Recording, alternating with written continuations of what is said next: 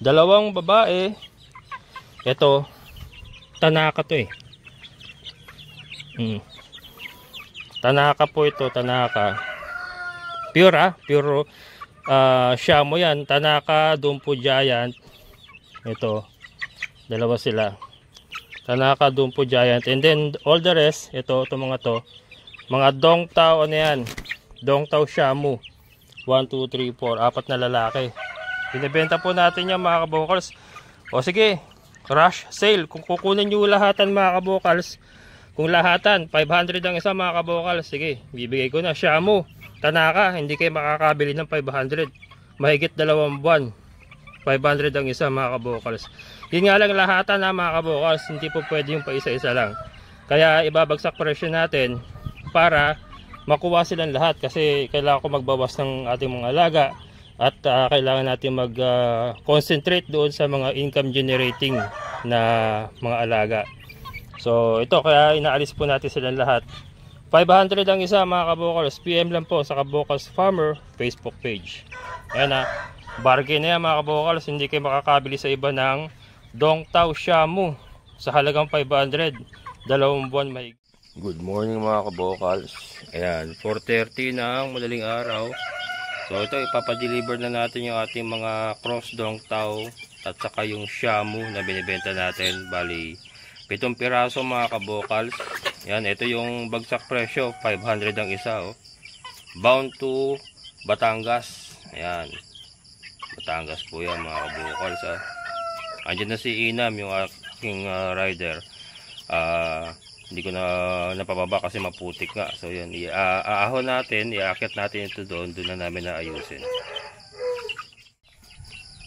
Yan, shoutout kay Sir Albert Villanueva. Yan, ito na sir. Going to Batangas. Yan.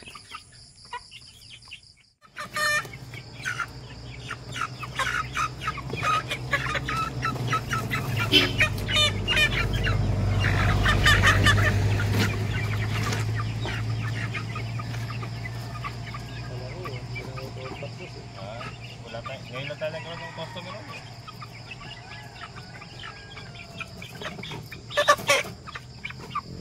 Ano ba yan? Shamo? Cross na Shamo Dongtao. Yung tatlo, yun. Ano kalaka?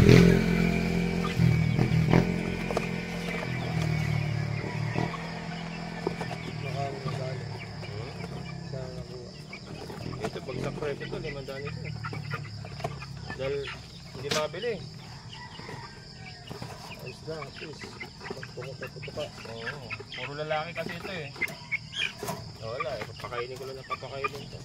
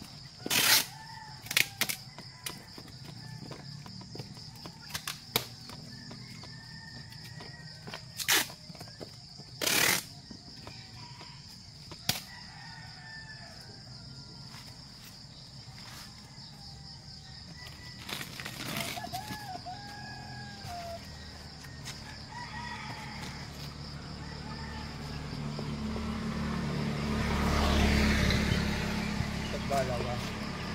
Dalawa daw.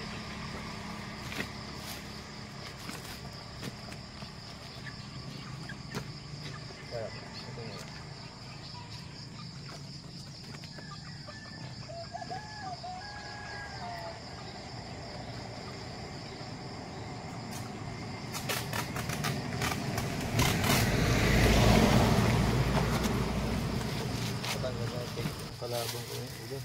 Oo. Marami ka pa rin deliver. Wala, madalang na ako mag-deliver. Sila third yan. Kasi Puro biyahe na lang, no? yan.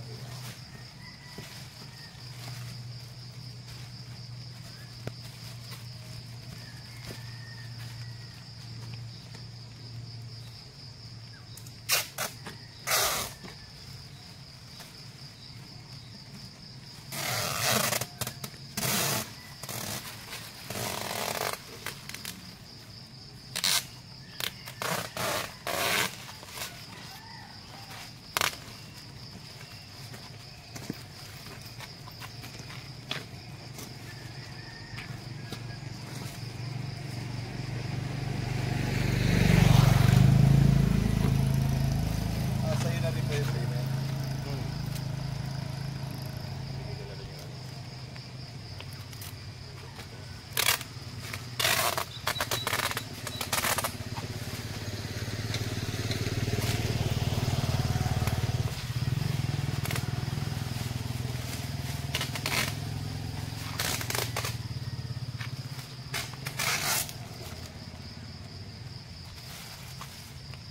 Kasi pwede na wala ng hangin niya.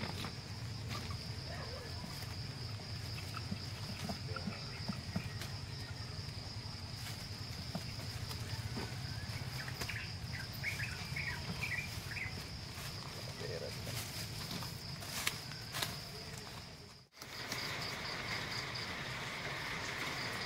Hanginin kasi yan pag hindi nakasecure yan. O may dagdag na 150 yan. Oy, thank you, boss. Oo.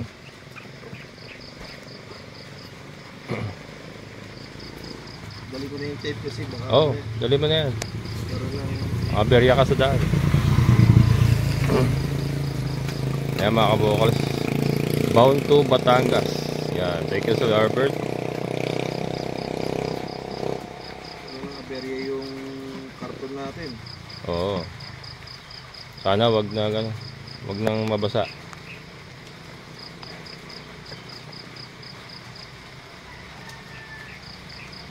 Kaya, boss. Sige, ingat. Thank you. Oo. Update kita pag nandun na. Oh, update mo na lang ako.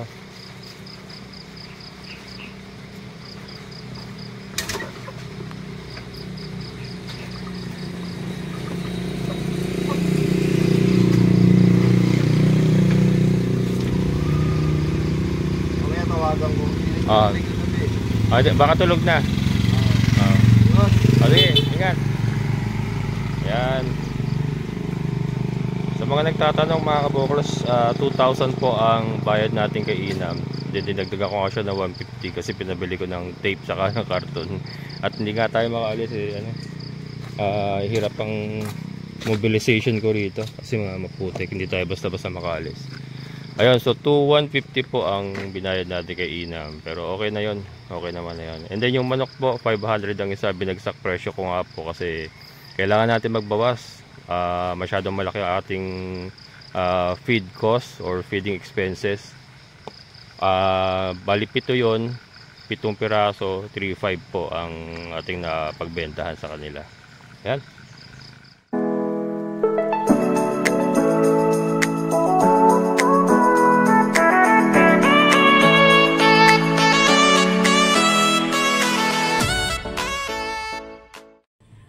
Kaya mga kabokal, so na-receive ng apo. Ando na yung ating mga pinal-deliver na sisiw sa Batangas.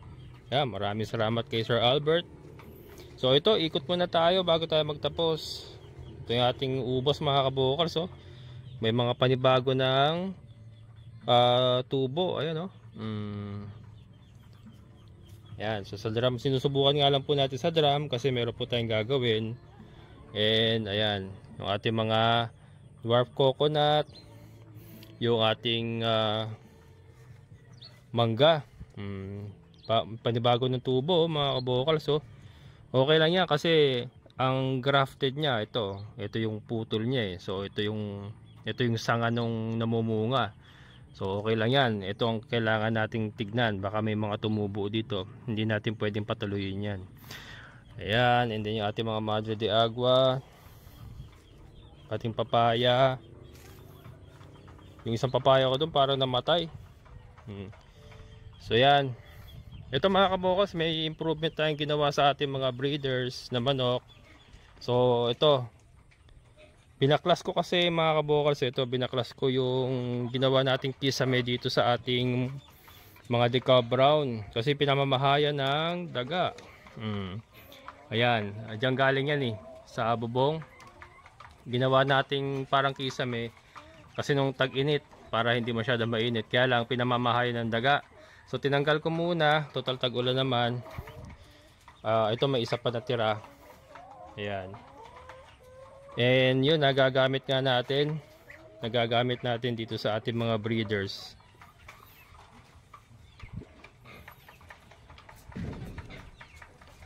Ayan yung ating mga decal brown. Yan yung ating mga produce na mga anak na po yan ng ating decal brown Rhode Island. And ito nga yung mga breeders natin na hindi ginagamit. Ayan sila. Yung ating cross white leghorn Rhode Island red. Andun yung ating isang rooster na Dong Tao Shamu. Then ito si Fiona, yung ating Dong Tao hen. Then ito yung ating Dumpo Giant Shamu. Ay yung Tanaka natin, and then yung Dumpo, yung Dong Tao rooster natin. Ayan, so nagamit ko na muna itong area. Nagamit ko muna itong mga plywood pang takip sa kanila. Hindi naman po basta-basta masisira ng ulan niya kasi pinolik yan. Yung ko nga, yung dingding ko dun still holding still holding. Ayan. Yung ating rambutan.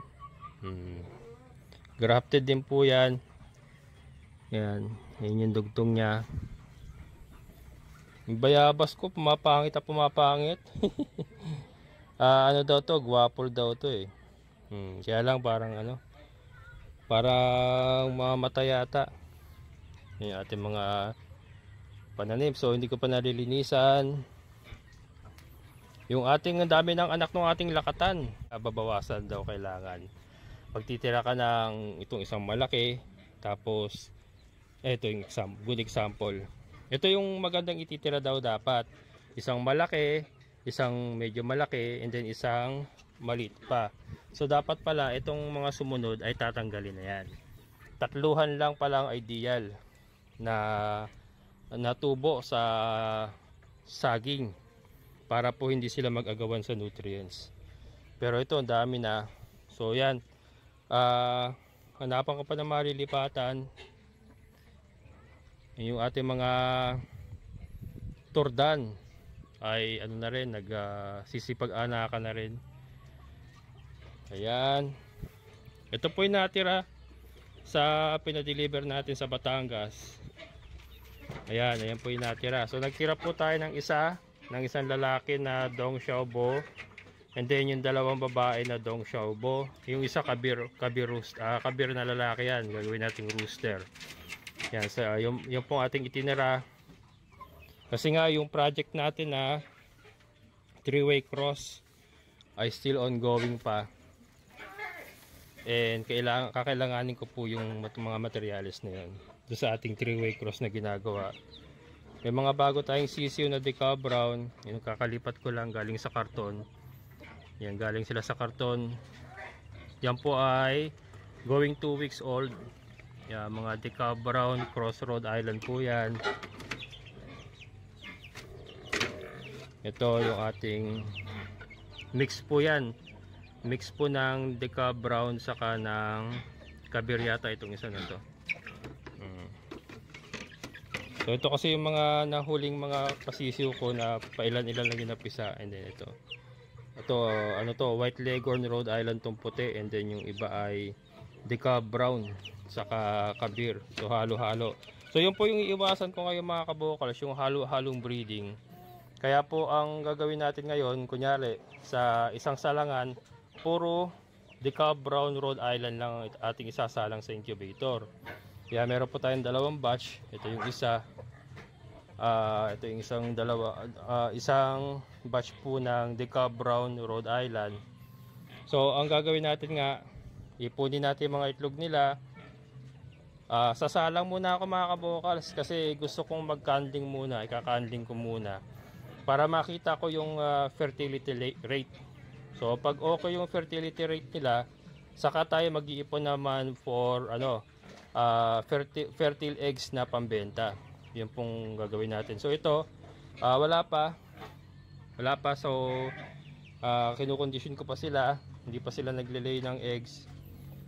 Pagka naglay na sila ng eggs, ipunin natin yon, mga 1 tray, salang sa incubator, and then kakandling natin. From there, makikita natin yung fertility rate. So makikita natin kung pwede naman tayo magbenta ng fertile eggs. Yung pong gagawin natin So fertile eggs, and then pagka hindi po nauubos yung fertile eggs, diretso po sa incubator. Then benta po ng 1 day old na sisiw. Yan pong gagawin natin. So puro Decal Brown sa isang salangan, puro Decal Brown Rhode Island na. Kasi para pag nagbenta tayo ng sisiw, kasi nga day old, hindi pa natin masyado ma-identify, alam natin na puro Decal Brown Rhode Island po yung ating ibebentang 1 day old chicks, para hindi halo-halo. And then ito, yung ating 3-way cross. Ito nga po yung ating Kabir rooster. Kasama niya yung 5 ayan, itong isa. 5 po yan na Dong Tao Shamu na hens. Ayan, meron na po tayong 4 doon na nakasalang, kinandling ko kagabi. So far fertile naman po lahat.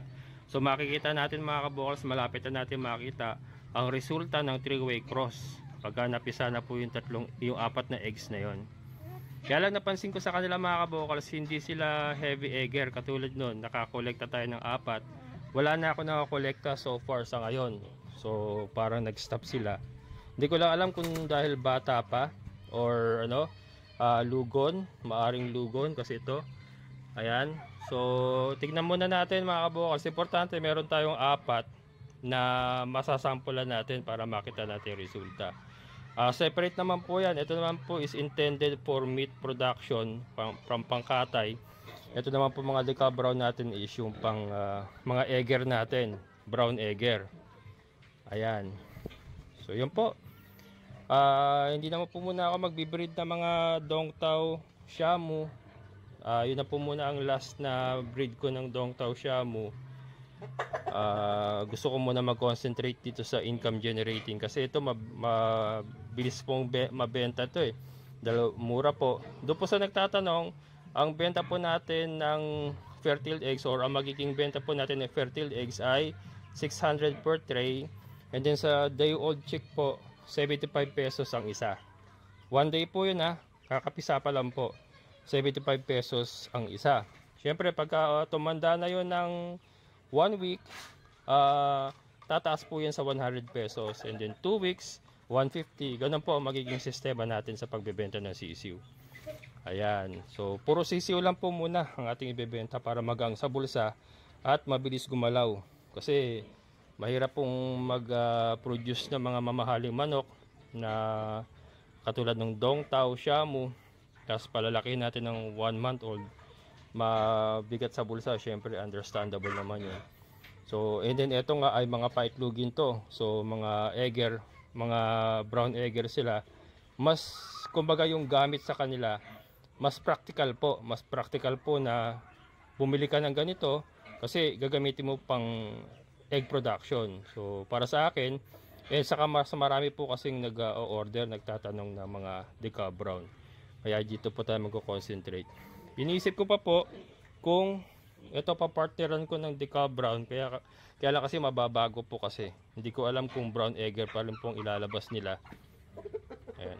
Hindi ko alam kung brown egger pa rin ang ilalabas nila pagka yung White Leghorn ang pinares natin sa kanila. ang ating goal is makapagpalabas tayo ng mga brown egger. Kaya Rhode Island ang ginagamit ko. Ito, yung isang Rhode Island kasi natin nandoon naglulugon, nasa battery cage. So pinaglulugon muna natin. Ayan, so maraming salamat mga kabukas. Hanggang dito na lang yung pong ating update. So maraming salamat kay Sir Albert ng Batangas at nag-inavail niya or binili niya yung ating mga Dong Tao Shamu at yung ating pure Shamu Tanaka. Ayan, maraming salamat. Hanggang dito na lang po. Amazing na buhay.